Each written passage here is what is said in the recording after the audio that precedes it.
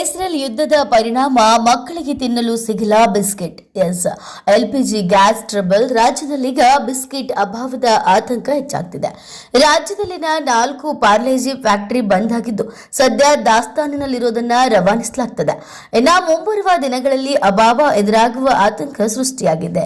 ಹೌದು, ಹುಬ್ಬಳ್ಳಿ, ಬೆಳಗಾವಿ, ಕಲಬುರಗಿ, ಹೊಸಪೇಟೆಯಲ್ಲಿ 4 ಪಾರ್ಲೇಜಿ ಬಿಸ್ಕೆಟ್ ಫ್ಯಾಕ್ಟರಿಗಳಿವೆ. ಇಲ್ಲಿಂದ ರಾಜ್ಯದ ವಿವಿಧ ಜಿಲ್ಲೆಗಳಿಗೆ ರವಾನೆಯಾಗ್ತವೆ. ಬಿಸ್ಕೆಟ್ ತಯಾರಿಕೆ ನಿರಂತರವಾಗಿ ಎಲ್ಪಿಜಿ ಗ್ಯಾಸ್ ಬೇಕೇ ಬೇಕು. ಎಲ್ಪಿಜಿ ಇಲ್ಲದಿದ್ದರೆ ತಯಾರಿ ಅಸಾಧ್ಯ. ಆದರೆ ಕಳೆದ 10 ದಿನಗಳಿಂದ ಎಲ್ಪಿಜಿ ಗ್ಯಾಸ್ ಫ್ಯಾಕ್ಟರಿಗಳಿಗೆ ಪೂರೈಕೆ ಆಗ್ತಿಲ್ಲ. ಹೀಗಾಗಿ 6 ದಿನಗಳಿಂದ ಬಿಸ್ಕೆಟ್ ಉತ್ಪಾದನೆ ಆಗ್ತಿಲ್ಲ.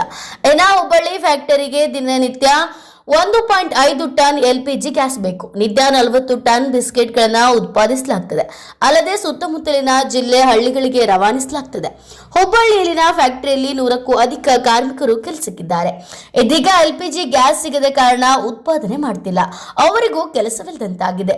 ಒಟ್ಟಲ್ಲಿ ಪಾರ್ಲೇಜಿ ಉತ್ಪಾದನೆಯು ಸಂಪೂರ್ಣ ಬಂದ್ ಆಗಿದ್ದು ಈಗ ಮಕ್ಕಳು ತಿನ್ನುವ ಬಿಸ್ಕೆಟ್ಗೂ ಕಂಟಕ ಬಂದೊದಗಿದೆ.